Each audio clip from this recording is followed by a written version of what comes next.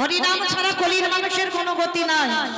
আপনারা প্রশ্ন করবেন মৌমিতা ও সব কীর্তনিয়ারা আসে আর ওটাই বলে হরিনাম শোনো, হরিনাম গাও, ভগবানের জন্য একাদশী করো, ভগবানের চরণে তুলসী দাও, কৃষ্ণ ছাড়া তোমাদের কোনো গতি নাই, কৃষ্ণ ছাড়া তোমাদের কোনো পদও নাই।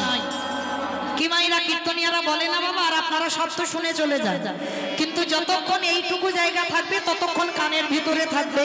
আর এখান থেকে যেই বেরিয়ে যাবে বাবা, এক কান দিয়ে ঢুকেছে এক কান দিয়ে বেরিয়ে যাবে। মানে আমরা কলির মানুষ সব জানি, জেনে না জানার ভান করি। মানে সবাই জেনেও বাবা এই জগৎ সংসারে এই যে কীর্তনিয়ারা বলে যাচ্ছে হরিনাম করো, হরিনাম শোনো, হরিনাম ছাড়া গতি নাই। ভালো করে বিচার করে দেখেন তো বাবা, হরিনাম ছাড়া কি গতি আছে? যে যত বড় ধনী হোক না কেন, যারে যত টাকা থাকুক না কেন, যারে যত অর্থ থাকুক না কেন, একটা কথা মাথায় রেখে দিও মা, যারা কীর্তন শুনছো, যারা কীর্তন গাইছি আমরা, একটা কথা মাথায় রেখে কীর্তন শুনতে হবে, যে যত তাড়াতাড়ি জানতে পারবে তার তত লাভ, আর যে যত দেরিতে জানবে বাবা তার তত লোকসান হয়ে যাবে।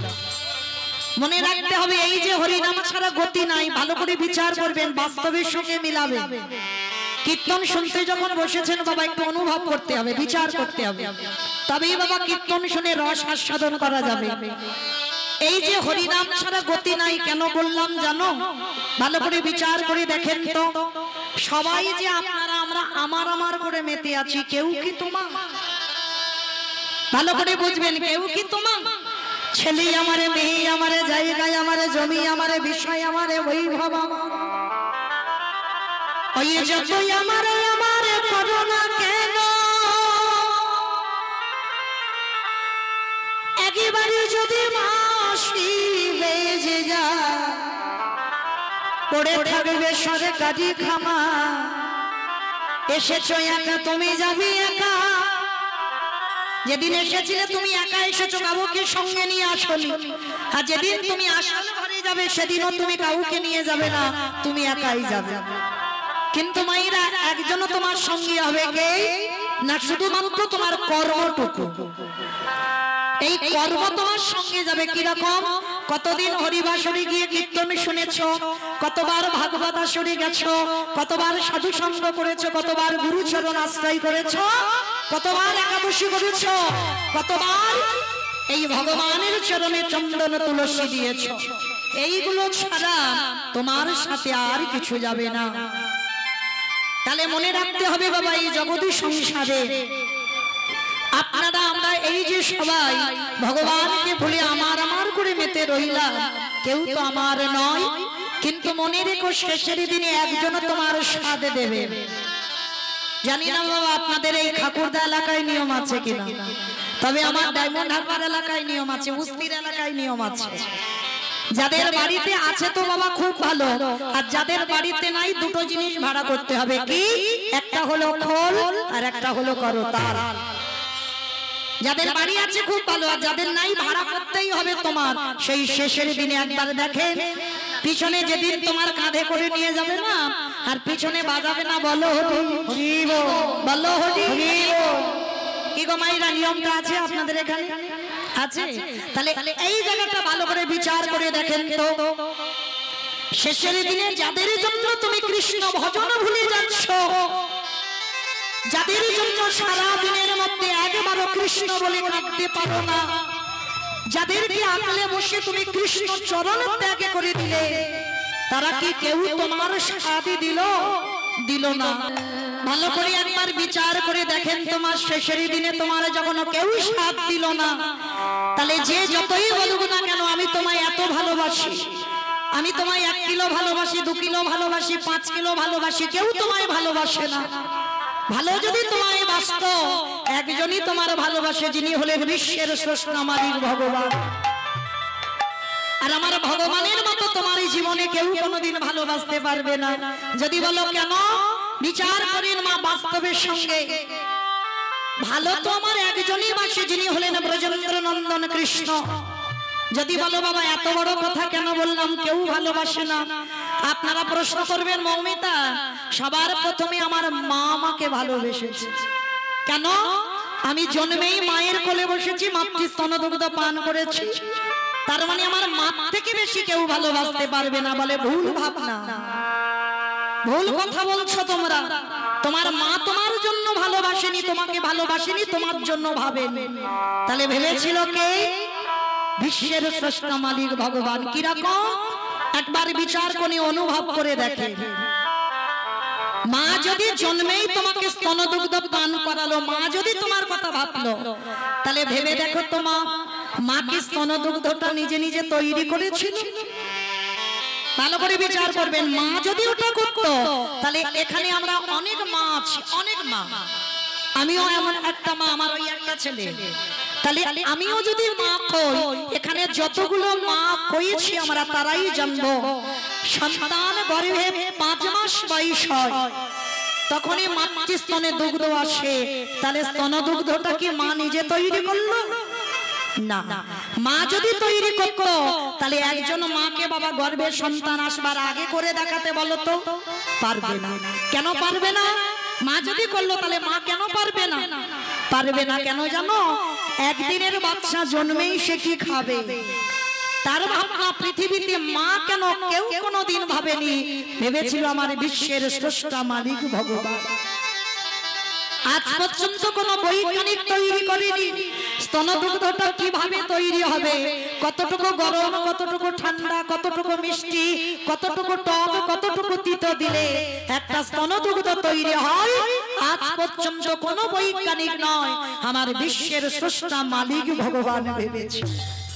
তাহলে এই পৃথিবীতে সবাইকে ভুলে যাব, কিন্তু আমার ভগবানের চরণে যেন জীবনে ভুলে যাব না। আর ওই চরণে যে একবার ভুলে যায়, তাকে বাবা শাস্তি তো পেতেই হবে।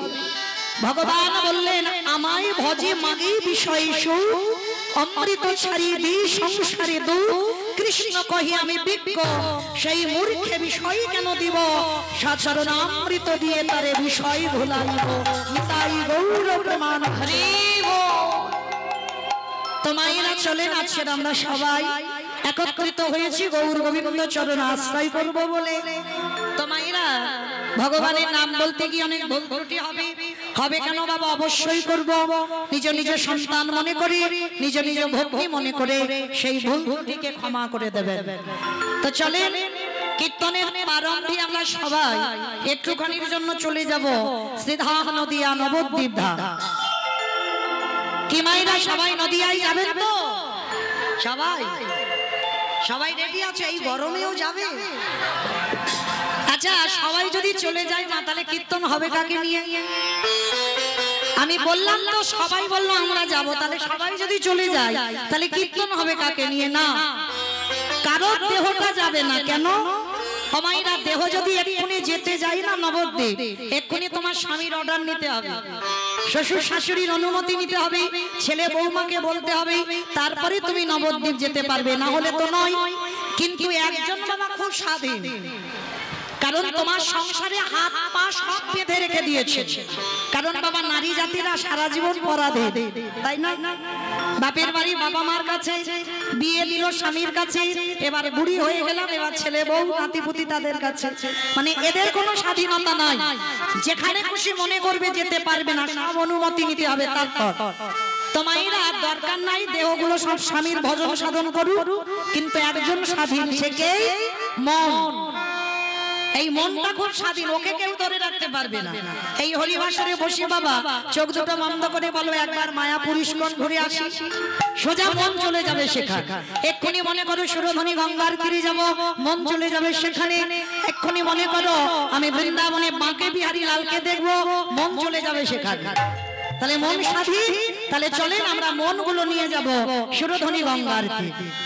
আর এই সুরধনী গঙ্গার তীরে গিয়ে দেখবো যিনি সত্যতে নারায়ণ, ত্রেতাতে রামচন্দ্র, তারপরে কৃষ্ণ, কলিতে হলেন শ্রীকৃষ্ণ চৈতন্য মহাপ্রভু।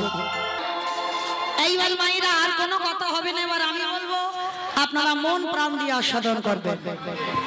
তো চলেন মায়েরা, ব্রজেন্দ্র নন্দন কৃষ্ণ কলিকালে যে গৌর হলো, সব মনিটর আমার কানেই আসছে না। এই জগতে বাবা কৃষ্ণ যে গৌর হলো, সত্যতে নারায়ণ, ত্রেতাতে রামচন্দ্র, দাপরে কৃষ্ণ, কলিতে হলেন শ্রীকৃষ্ণ চৈতন্য মহাপ্রভু। তা এই যে চৈতন্য মহাপ্রভু বৃন্দাবনের কৃষ্ণ কলিকালে যে গৌর হয়ে এসেছে, তার ডাকে এলো। পৃথিবীতে কোন সাধারণ ভক্তের ডাকে নয়, একজনের ডাকে এসেছিল। সে কে না, শান্তিপুরের মাটিতেই বুড়ো অদ্বৈত আচার্য গোসাই। বাবা ঠাকুর এই অদ্বৈত আচার্য গোসাই চেনেন তো? আপনাদের এই ঠাকুরদা বাজারের কেউ নয়, পঞ্চতত্ত্ব সবই যাদের বাড়ি আছে দেখবেন, শ্রীকৃষ্ণ চৈতন্য প্রভু নিত্যানন্দ শ্রী অদ্বৈত গদাধর শ্রীবাসাদি গৌর ভক্তবৃন্দ। এই যে পাঁচজন একেবারে হাত তুলে আছে না, একটা ছোট্ট ছেলেকে জিজ্ঞাসা করবে, বলে দেবে বাবা মাঝখানে যে ছেলেটা আছে উনি হলেন কলিযুগের ভগবান আমার নিমাই। আর ওই ছেলেটার ডান দিকে বয়স্ক একটা লোক, মানে চুল গোপ দাড়িগুলো সব পেকে সাদা, ইনি হলেন বুড়ো অদ্বৈত আচার্য গোসাই। কেন চুল গোপ দাড়িগুলো পেকে গেল? আমার মহাপ্রভুর থেকে 52 বছরের বড়, মানে একটা দুটো দিনের বড় নয়, 52 বছরের বড়। আর যিনি 52 বছরের বড় হয় তার বাবা চুল গোপ দাড়িগুলো তো পেকে সাদা হবে। তো আজকে এই যে অদ্বৈত আচার্য, তাহলে পৃথিবীর মাটিতে বাবা হাজার হাজার ভক্ত ছিল, লাখ লাখ ভক্ত ছিল, কোটি কোটি ভক্ত ছিল। কারোর ডাকে এলো না, একজনের ডাকে। সে কে না, শান্তিপুরের মাটিতে বুড়ো অদ্বৈত আচার্য গোসাই, যার একটা নাম ছিল মৃত্যুঞ্জয়। যার একটা নাম হলো মৃত্যুঞ্জয়। আমাইরা মৃত্যুঞ্জয় কোন ঠাকুরকে বলে গো? শিব ঠাকুর। বাহ, শিব ঠাকুরের একটা নাম হলো মৃত্যুঞ্জয়।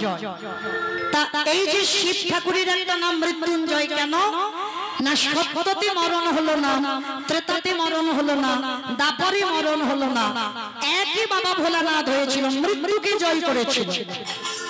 যেটা বাবা ভাগবতে বলছে ভগবান কৃষ্ণ দেহ ত্যাগ করেছিল 125 বছর বয়সেই জরাবাধের তীরে তিনি দেহ ত্যাগ করলেন। মানে ভগবানকে মৃত্যুবরণ করতে হলো, কিন্তু বাবা অদ্বৈত আচার্য যিনি হলেন ত্রিলোকের পরম বৈষ্ণব বাবা ভোলানাথ, তিনি বাবা 3 যুগে মরণ হয়। আর 3 যুগে যখন মরণ হলো না, কিন্তু কলিযুগের মাটিতে বাবা সেই বাবা ভোলানাথ রূপটা পরিবর্তন করে অদ্বৈত আচার্য গোসাই হয়ে এলো। কেন? তাহলে কি মায়েরা আমরা বুঝবো কলিযুগ ভালো নয়? বলে না, সব থেকে কলিযুগটা হলো ভালো যুগ। কেন? এবি অস্ত্র না ধরিব, প্রাণে কারে না মারিব, প্রেম দিয়ে চিত্ত শুদ্ধি করিল সংহার। কলির মানুষ এত ভালো মানুষ, কলির মানুষ এত সন্ত মানুষ, এদের জন্য অস্ত্র ব্যবহার করতে হবে না, এদেরকে একটু নাম আর প্রেম দিলে এরা উদ্ধার হয়ে যাবে। তাহলে বাবা বুঝলাম কি কলি ভালো। তাহলে কলি যদি ভালো হলো, শিব ঠাকুর কলিযুগে এলো না কেন? অমাইরা ঘটা করে বাবার মাথায় জল ঢেলেছ ফাল্গুন মাসে 24 তারিখ, মনে আছে কি দিন ছিল? শিব চতুর্দশী, তাই তো? ফাল্গুন মাসে 24 তারিখ। আর এবছরটা এমন ভাবে গেল বাবা, অনেক অনেক ভক্তদের 2 দিন উপোস হয়ে গেল। জানো তো কে করেছো জানি না, আমার 2 দিন উপোস হয়ে গেল। একটা স্বার্থ মতে, একটা বৈষ্ণব মতে, অনেক অনেক ভক্তদের 2 দিন উপোস।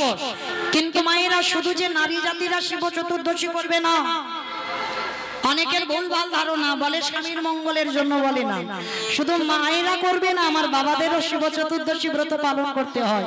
কেন? ত্রিলোকের বড় বৈষ্ণব হচ্ছেন বাবা ভোলানাথ। যারা আপনার আমরা যারা কৃষ্ণ ভক্ত হয়েছি, যারা সাধুগুরু বৈষ্ণব চরণ আশ্রয় পেয়েছেন, এই শিব চতুর্দশী ব্রত কেন পালন করতে হবে জানো? বাবা তো আমার ভগবানের শ্রীচরণের দাস, তাই ভগবান নিজে বলেছে আমা হতে আমার নাম বড়, নাম হতে আমার ভক্ত বড়, আর ভক্ত হতে ভক্তের পদ দোলার বড়। তাহলে ত্রিলোকের বৈষ্ণব যদি বাবা ভোলানাথ হয়, প্রত্যেকটা পুরুষকেও পালন করতে হবে, প্রত্যেকটা নারীকেও পালন করতে হবে শিব চতুর্দশী ব্রত। কেন? ওই স্বামী স্বামীর মঙ্গলের জন্য নয়, কৃষ্ণ ভক্তি লাভ করবার জন্য। শুধুমাত্র কৃষ্ণ ভক্তি লাভ করবার জন্য আমার বাবার চরণ আশ্রয় পেতে হয়। কেন? ওই বাবা হলো ভক্ত, আর ওই ভক্ত চরণ যদি কেউ একবার উপাসনা করে তার অচিরে কৃষ্ণ প্রাপ্তি হবে হবে হবে। নিতাই গৌর প্রেমানন্দে হরিব। তালি মায়েরা এত রাত জেগে বাবার মাথায় জল ঢেলেছো, মনে রেখো বাবা কিন্তু কলিযুগে আসেইনি। সত্য ত্রেতা দাপরিতে বাবা ছিল, কলিতে বাবা এলো না। কেন এলো না? একটা চলতি কথা বলি, বাবা পাপ ছাড়ে না বাপকে।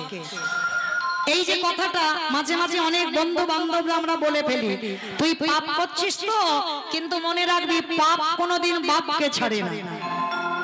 এই যে কথাগুলো বাবা আমরা বলি বটে, কিন্তু এই কথাগুলো তত্ত্বগুলো আমরা বুঝি না।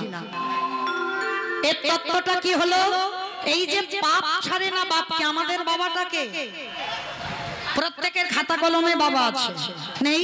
প্রত্যেকের বাবা আছে, কিন্তু বাবা চিরজীবন ধরে রাখতে পারবে? পারবে না। সময় যদি হয়ে যায় ও বাবা তোমাকে কাঁদিয়ে চলে যাবে। কিন্তু একজনই আছে যিনি হলো বিশ্ব পিতা, যিনি হলেন জগৎ পিতা, যিনি হলেন সবার বাবা। যদি কোনোদিন তুমিও ভুলে যাও, কিন্তু আমার ওই পিতা তোমায় জীবনেও ভুলবে না। তাহলে এই ভগবান রূপী পিতাকে পাপ ছেড়েছিল?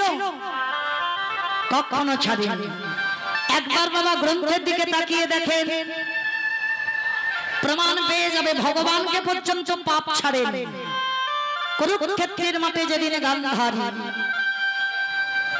একটা নয়, দুটো নয়, তিনটে নয়, 100 সন্তান কুরুক্ষেত্রের মাঠে যুদ্ধে গেল। কিন্তু যাবার সময় বলে গেল, মা যুদ্ধে যাচ্ছি, আমি সময় মতো ঘরে ফিরে আসবো।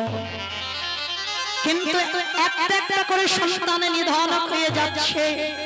আর ওই কুরুক্ষেত্রের মাঠে মাতা গান্ধারী হাতে মশালটা নিয়ে পাগলের মতো ছুটতে ছুটতে যাচ্ছে। দুর্যোধন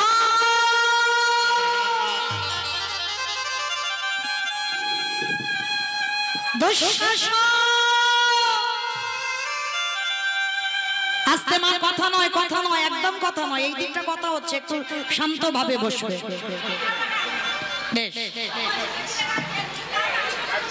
ওই জন্য কথা বলছো? আচ্ছা ঠিক আছে, এবার থেকে ঘুরবো।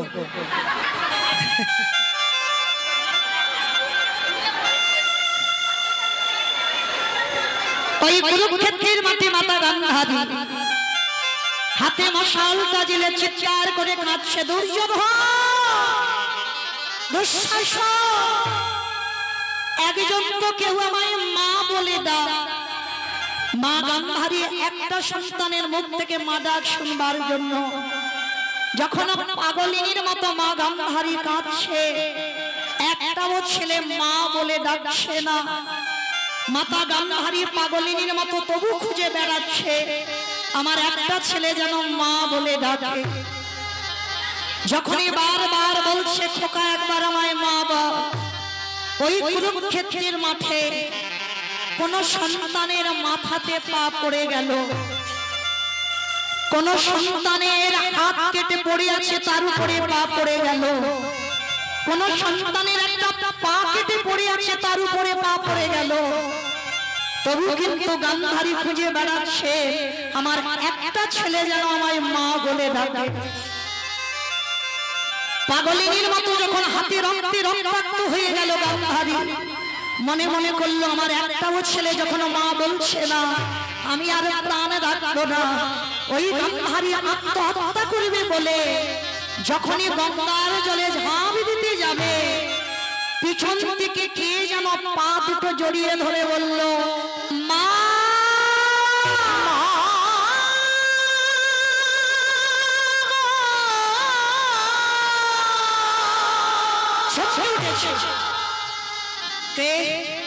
কে আমায় মা বলে ডাকলো? কেমন করে আমায় মা বললো? যখনই পিছনে তাকিয়েছে, মশালটা সামনে ধরেছে, দেখে না দুর্যোধন উরুভঙ্গ হয়ে পড়ে আছে। মা গান্ধারী কেঁদে বলে উঠল, খোকা। এখিরে বাবা, তুই তোমায় কথা দিয়েছিলিস মানে যুদ্ধ করে আমি ঘরে ফিরে আসবো। কিসের জন্য তুই এমন করে পড়ে আসছিস?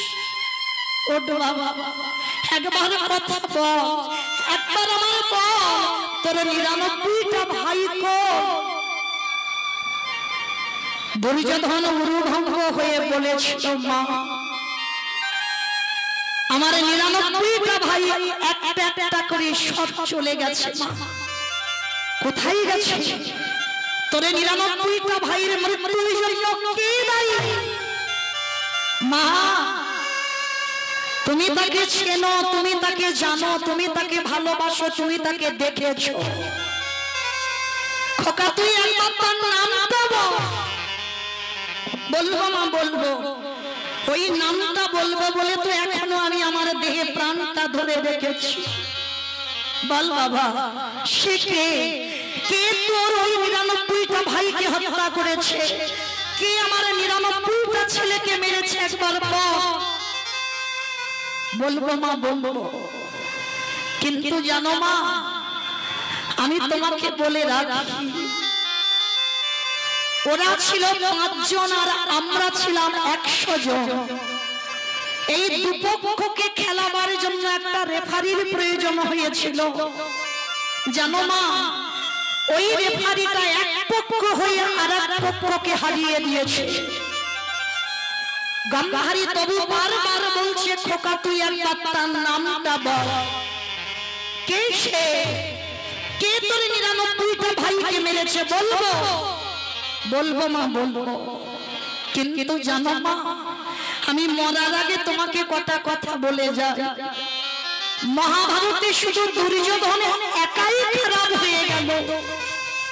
ভালো করে বিচার করে দেখো তো মা, মহাভারতে কি শুধু দুর্যোধন একাই খারাপ? আর কি স্বভাব চরিত্র ভালো ছিল? ভালো যদি হবে ভালো করে বিচার করে বলো মা। যে ছেলেটা জঙ্গলের মাঝে গুরুদেবের মূর্তি তৈরি করে অস্ত্রবিদ্যা শিখেছিল, আর যখন গুরুদেব পরীক্ষা নিয়ে দেখলো অর্জুনের থেকেও বড় বীর ছিল ওই ছেলেটা, তার জন্য কি করেছিল? দক্ষিণা স্বরূপ তার বৃদ্ধ আঙুলটাকে কেটে নিয়েছিল। কে গো মায়েরা নেয়নি? বলো তো সে ছেলেটাকে? একালব্য। বাহ, যার নাম ছিল একালব্য, অস্ত্রগুরু দ্রোণাচার্যকে আরাধনা করে শিষ্য বলে গ্রহণ করেনি। যেটা বাবা পাণ্ডবদের সঙ্গে করেছিল সেটা কিন্তু ওই একালব্যকে দেয়। যার জন্য রাতের অন্ধকারে একালব্য দ্রোণাচার্যের মূর্তি তৈরি করে গুরু সেবা করে অস্ত্রবিদ্যা শিখেছিল। আর পরীক্ষা নিয়ে দেখলো বাবা অর্জুনের থেকে অনেক অধিক বীর, আর যার জন্য দক্ষিণা স্বরূপ তার আঙুলটাকে কেটে নিল। কেন? এই আঙুলটা যদি কেটে নেওয়া যায় তাহলে বাবা ভালো করে বাণ নিক্ষেপ করতে পারবে না। দুর্যোধন মরার আগে বলে গেল, বলো মা, মহাভারতে এরাই সব ভালো হয়ে গেল, শুধু দুর্যোধনে একাই খারাপ হয়ে গেল। কোন মায়ের সন্তান হলে যুধিষ্ঠির, ভীম, অর্জুন, নকুল, সহদেব নাম রাখে, কিন্তু কোন মা সন্তানের দুর্যোধন নাম রাখতে চায় না। কেন? ওই নামটা শুনলে তারা ভয় পায়। বলো না মা, জন্মেই কি কেউ খারাপ হয়? জন্মেই তো অমৃত সপুত্র হয়। তাহলে আমাকে খারাপ করলো কে? এই সমাজ। সমাজ আমাকে বলেছে, যখনই আমার সঙ্গে কেউ মিশতে আসে তার মারা ডেকে বলে দুর্যোধন ভালো ছেলে নয়। কেন?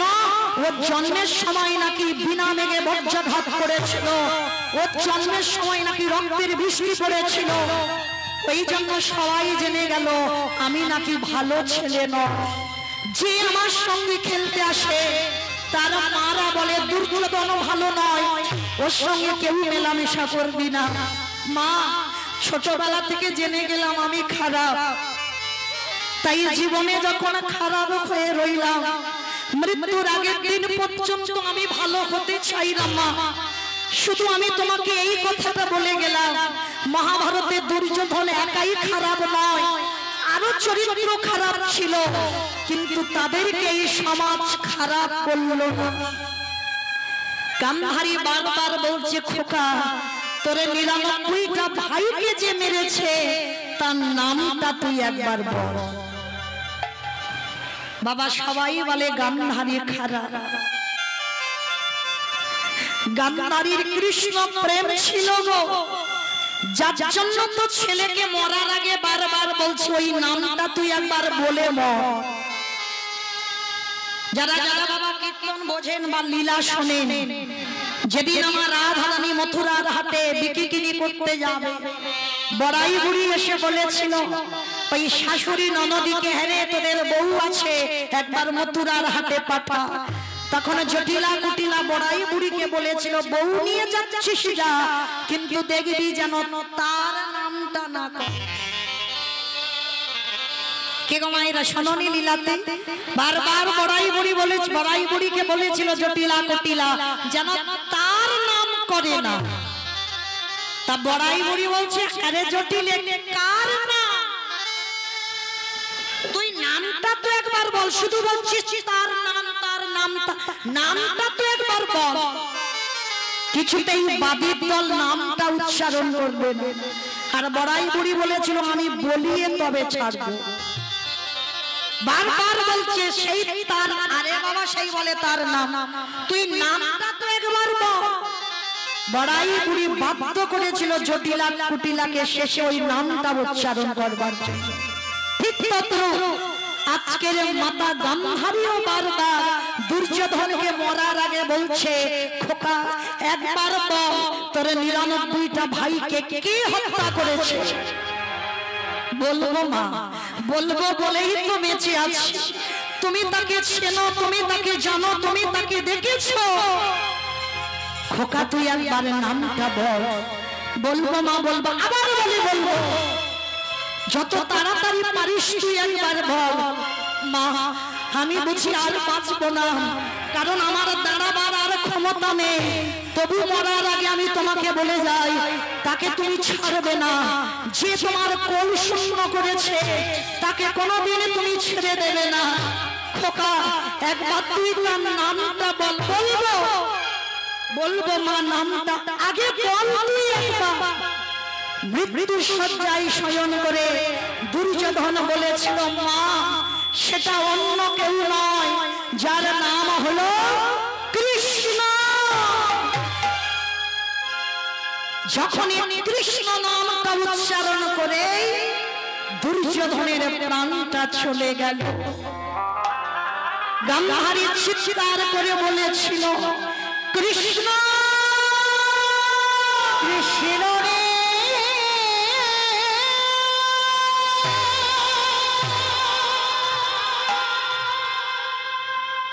কোনে অপরাধে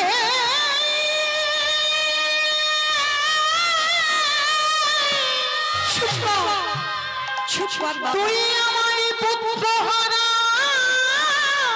করে দিলি। কৃষ্ণ ওরে কৃষ্ণ রে,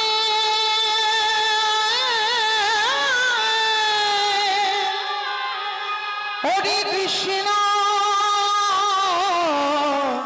কৃষ্ণ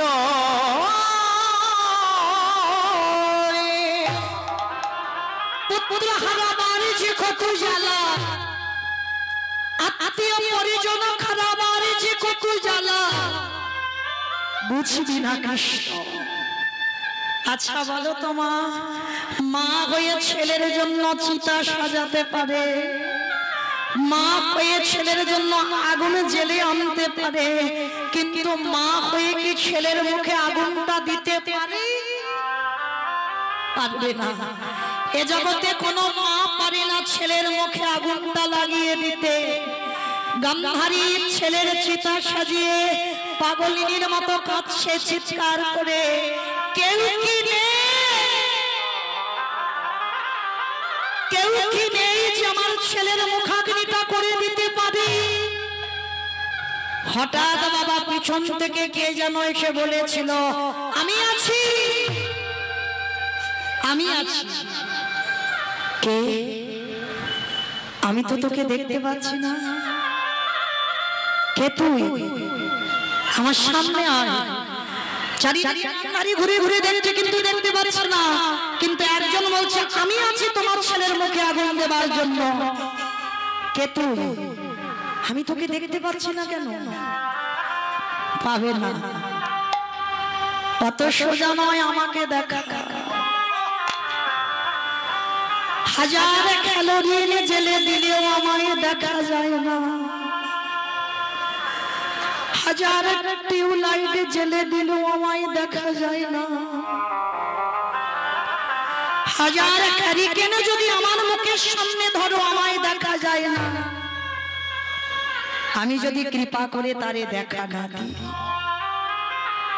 তবে তোমার সেই নয়ন হয়নি, তথাপি আমি তোমায় দেখা দেব। ভগবান পিছন থেকে সামনে এসে যেই না দাঁড়িয়েছে, গান্ধারী দেখা মাত্র বলে উঠল কৃষ্ণ তুই তুই হাসছিস আমাকে দেখে? কৃষ্ণ আমার ছেলেগুলো মরে পড়ে আছে, কারোর হাত কেটে আছে, কারোর মাথা কেটে আছে, কারোর পা একদিকে, কোন ছেলের বুক চিরে রক্ত পান করেছে, কোন ছেলেটা উরুভঙ্গ হয়ে পড়ে আছে, আর তুই আমাকে দেখে হাসছিস? ভগবান হেসে বলে উঠল পিসিমা কাঁদছো কেন? কেঁদো না, বৃথাই তুমি কষ্ট পাচ্ছ, চোরের ধন বাটপাড়াই তো নেয়, কান্নাকাটি করো কেন? 100টা ছেলে তো তোমার নয়, তুমি তো চুরি করেছো। এদিকে বলবো কি শুধু গল্প হচ্ছে? হরি বল। তাহলে 100টা ছেলে তো তোমার নয়, তাহলে 100টা ছেলে যখন তোমার নয়, তাহলে তাদের জন্য তুমি কাঁদো কেন? কৃষ্ণ আমি ওদের মা না পিসি। ছেলে জন্ম দিলেই শুধু মা বলে না, ছেলে জন্ম দিয়েছো তুমি বড় মা হয়ে গেছো না। মা তাকেই বলে যদি বাবা মায়ের কর্তব্যগুলো পালন না করতে পারে। শুধু ছেলের জন্ম দিলে হবে না বাবা, এই জায়গাটা আমার মায়েদের খুব শোনা দরকার। সন্তান জন্ম দিয়েছি আমি, ওই ছেলেটার মা হয়ে গেলাম না। মনে রাখতে হবে বাবা, বাবা হলো বীজ, মা হলো ক্ষেত্র বা মাটি। যে বীজ বপন করা হলো, মাটিটা যদি নোনা লেগে যায়, মাটির ফসলটা জীবনেও ভালো হবে না। ও মায়েরা কোন মাটি গো? এই ঠাকুরদার মাটি। মাটি আগে মাটিকে ভালো হতে হবে, তবে তার সন্তানটা ভালো হবে। এই এখনকার সমাজে বলো তো মা, কেজি স্কুলে ছেলেদের পড়াচ্ছ কত করে বই, যে বই বাবা আমরাও এখন উচ্চারণ করতে পারবো না, এত কঠিন কঠিন একটা বাচ্চা মানুষের উপরে চাপিয়ে দিয়েছে। পড়া ওটা দরকার, কারণ আমরা হিন্দু ধর্মের মানুষ হয়ে, সনাতন ধর্মের মানুষ হয়ে আমাদের লেখাপড়ার প্রয়োজন। কিন্তু তার পিছনেও প্রত্যেকটা বাবা মার কর্তব্য সন্তানকে একটু আধ্যাত্মিক চেতনার দিকে ঠেলে দিতে হবে। কিরকম? সন্তানকে এত এত বই পড়াচ্ছ, কিন্তু কই সারা দিনে 24 ঘন্টার মধ্যে ছেলেকে তো একটু করে গীতা পাঠ করাচ্ছ না? কি গো, খুব কি কষ্ট।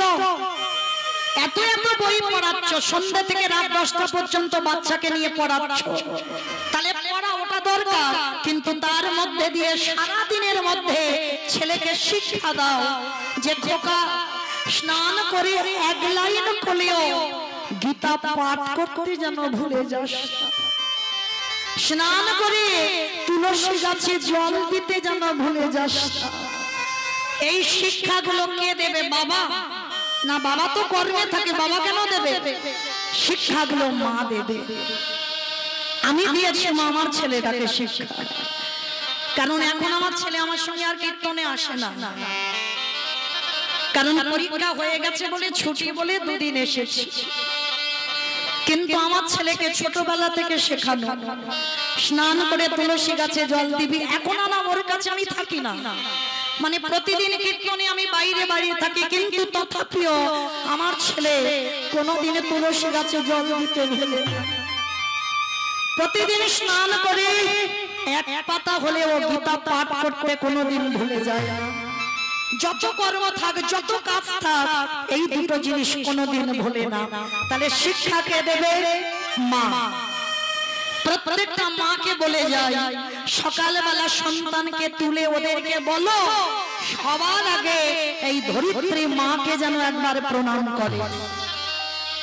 শুধু ছোট ছোট বাচ্চা নয় বাবা, প্রত্যেককে বলে যাচ্ছি, সকালবেলা আমাদের প্রথম কর্ম একবার এই ধরিত্রী মা মানে মাটিটাকে একবার প্রণাম করতে হবে। কেন হবে? ভালো করে বিচার করে দেখেন তো বাবা, সকাল হলে আমরা এই মায়ের বুকের উপরে পা দুটো তুলে দিলাম, সকাল হলেই তুলে দিলাম। সকালবেলা কত মলমূত্র ত্যাগ করলাম, সকাল থেকে আমরা মাটি খনন করে বীজ রোপণ করে অঙ্কুরিত করে সেই ফসল আমরা খাচ্ছি। প্রতিদিন এই মাটির উপরে কত যানবাহন চলে যাচ্ছে, কত বাস, কত গাড়ি, কত ট্রেন, ট্রাম, সব এই মাটির উপরে দিয়ে যাচ্ছে। তাহলে বলো তো আমার ধরিত্রী মা কত কষ্ট ভোগ করে। সকালবেলা খুলে যদি আমার মাকে একবার প্রণাম না করি, তাহলে যে আমাদের মতো অপরাধী আর পৃথিবীতে কেউ নেই। কোন মন্ত্র না, একবার শুধু মাকে প্রণাম করে বলো, মা সকাল হলে তোমার বুকের উপরে পা দেব, তুমি সন্তান মনে করে আমায় ক্ষমা করে দিও। এইগুলো ছোটবেলা থেকে বাচ্চাদের শেখাবেন। প্রত্যেক দিন সূর্যদেবকে যেন প্রণাম করতে ভুলে না যায়। কেন বাবা? সারা মাসে ইলেকট্রিকের বিল কত দেন? কি গো, আবার এই গরমের সময় কত বিল বেড়ে যাবে। তাহলে সেইগুলো যখন সরকারকে দিতে পারছো, আর যে সারা দিনে এত আলো দেয়, তাহলে তার জন্য কি আমাদের কৃতজ্ঞতা থাকে না? প্রত্যেকটা সনাতন ধর্মের মানুষ আমাদের প্রয়োজন সকালবেলা নিত্য কর্মগুলো আমাদের করতে হবে। আর এই শিক্ষাগুলো যদি তুমি তোমার ছেলেকে দিতে পারো, তাহলেই হবে তুমি সুযোগ্য সন্তানের মা। নিতাই গৌর প্রেমানন্দে হরি বল, হরি বল।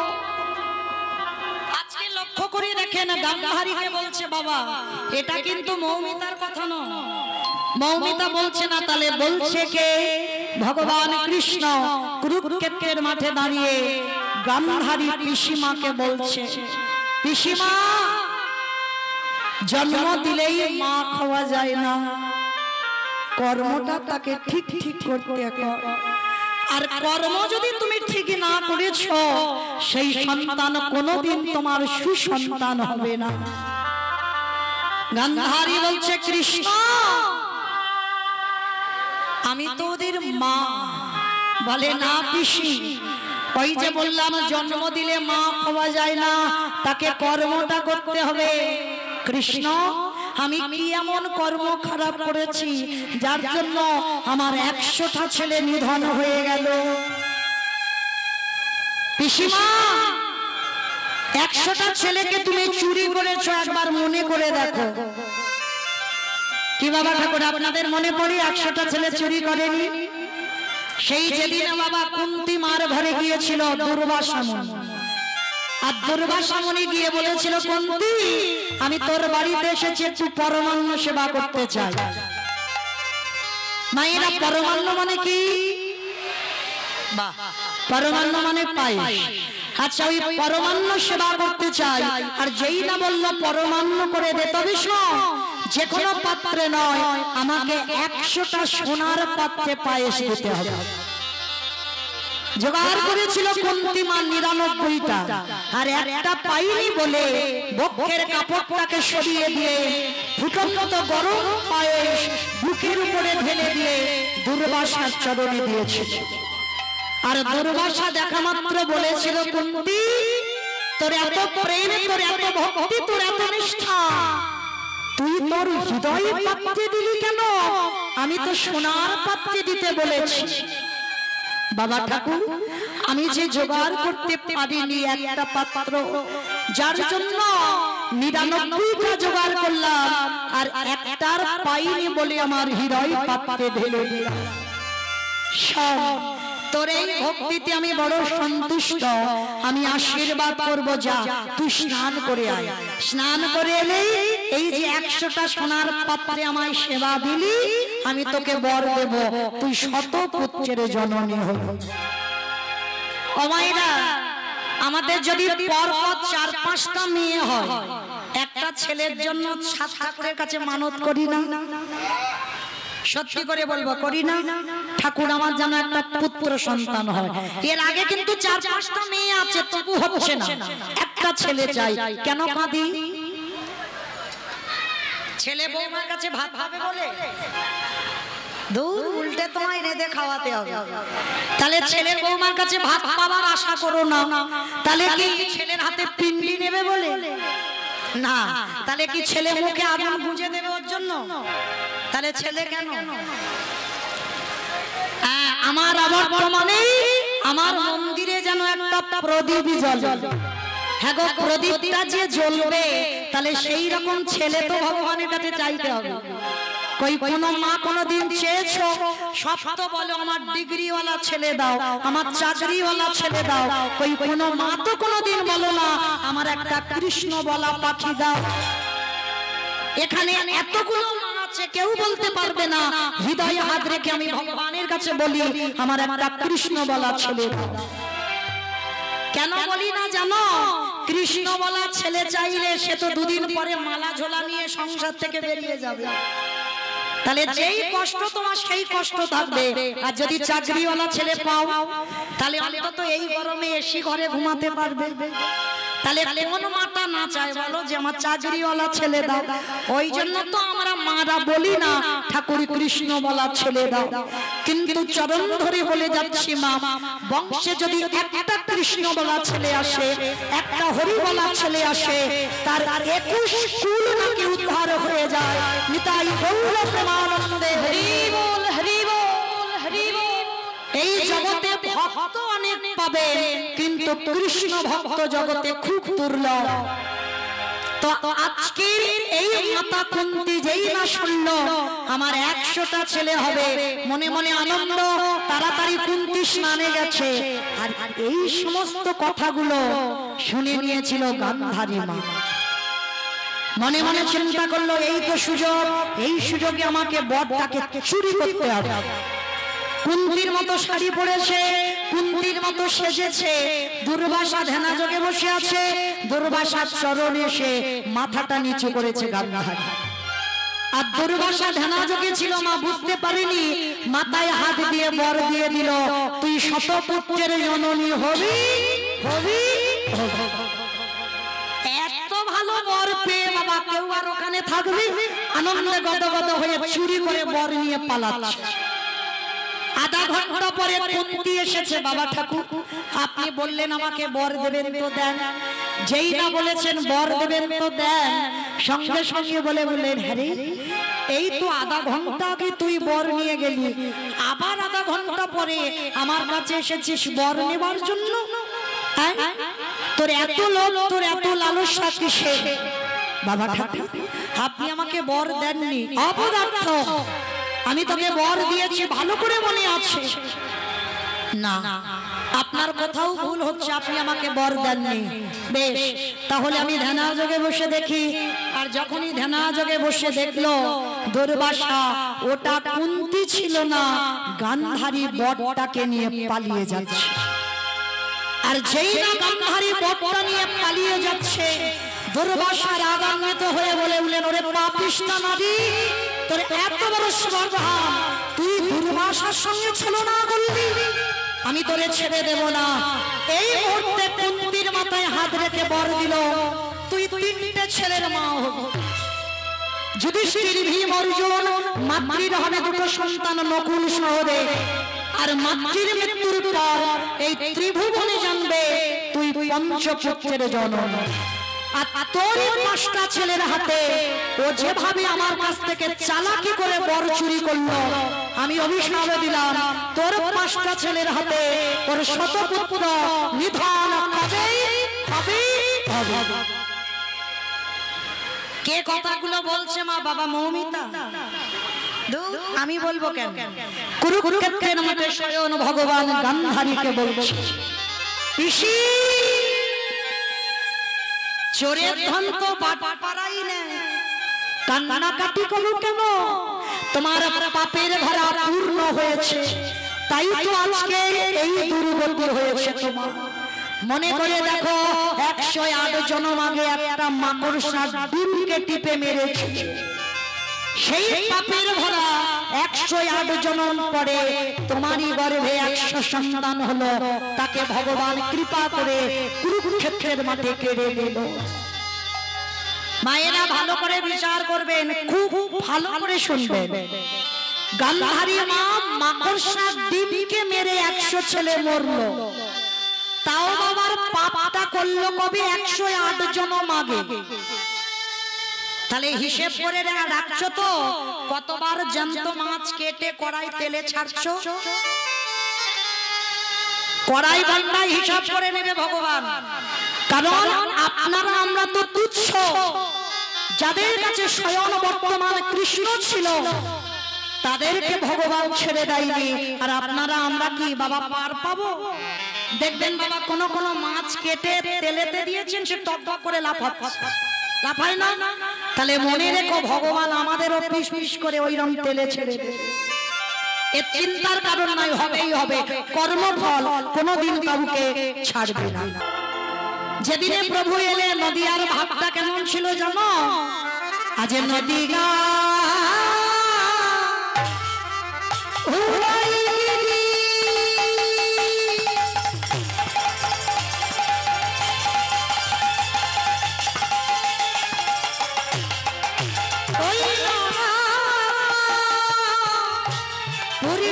চন্দ্র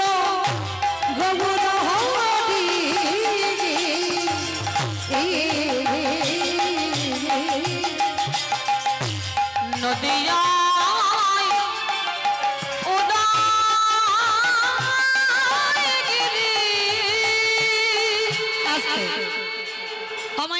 কথা বলেনি, ঝগড়া করতে গেলে প্রথমে করে নেওয়া ভালো। আর মাছ রাস্তায় গিয়ে যদি ঝগড়া করি তাহলে মারামারি বেঁধে যাবে। তাহলে মাঝপথে কিছু বলবো না, আগে বলে নি। কীর্তন শুনতে গেলে আমার প্রভুর জন্য কটা কাজ করতে হবে। শঙ্করধ্বনি, উলুধ্বনি, আর যাদের যাদের হাত এসেছে, যাদের আসেনি বাড়িতে রেখে এসেছো বলবো না, যাদের হাত আছে প্রেম সে আত্মনিবেদন। কি মায়েরা সবার হাত এসেছে তো? যাদের যাদের এসেছে কই একবার দেখাও। নিতাই গৌর প্রেমানন্দে করিব। বাহ, তার মানে সবার হাত আছে, কই একটু উলুধ্বনি দাও। আজ নদী গা ও গিরি প্রাণে গোড়ারি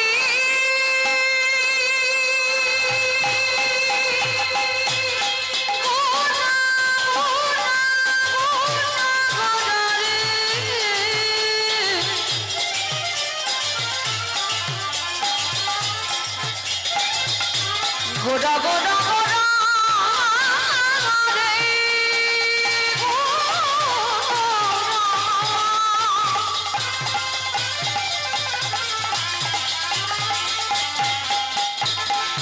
ওই নদিয়া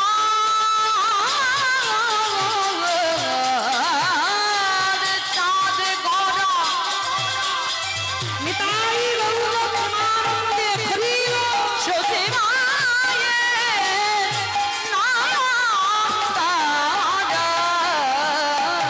আজ নদিয়া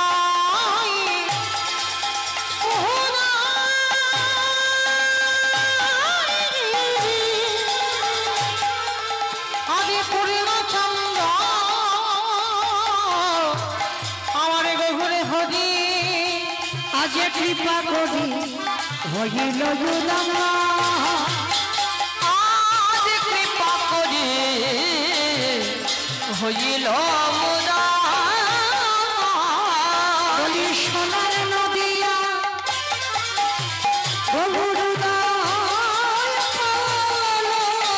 সোনার নদী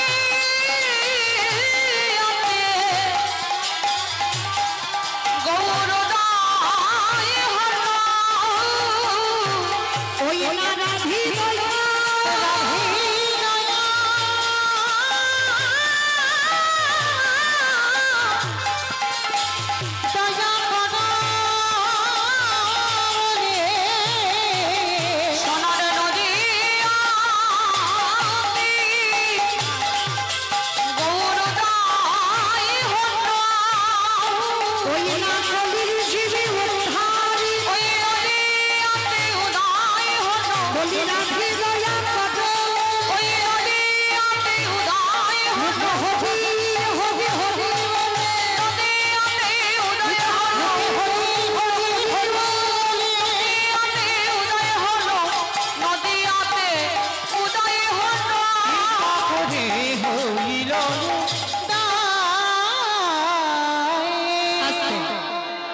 তাহলে সাদের লোকে এই হরি নামে যাবে আমাদের পচা দেখো যা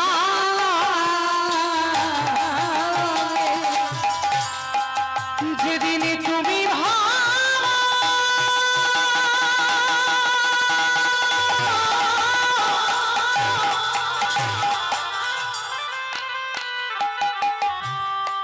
যেদিন তুমি ভাবা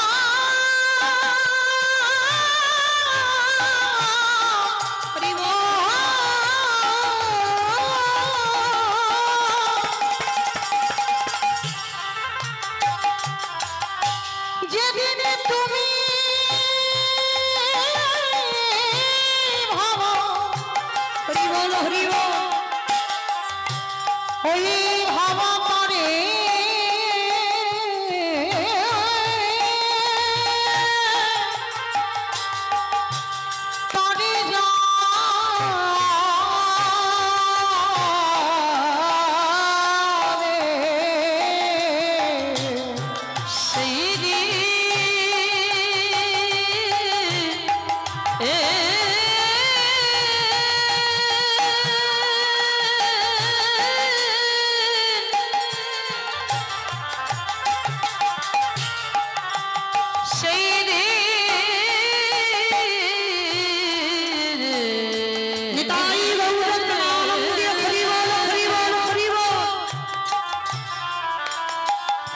সেই দিনে নাম যাবে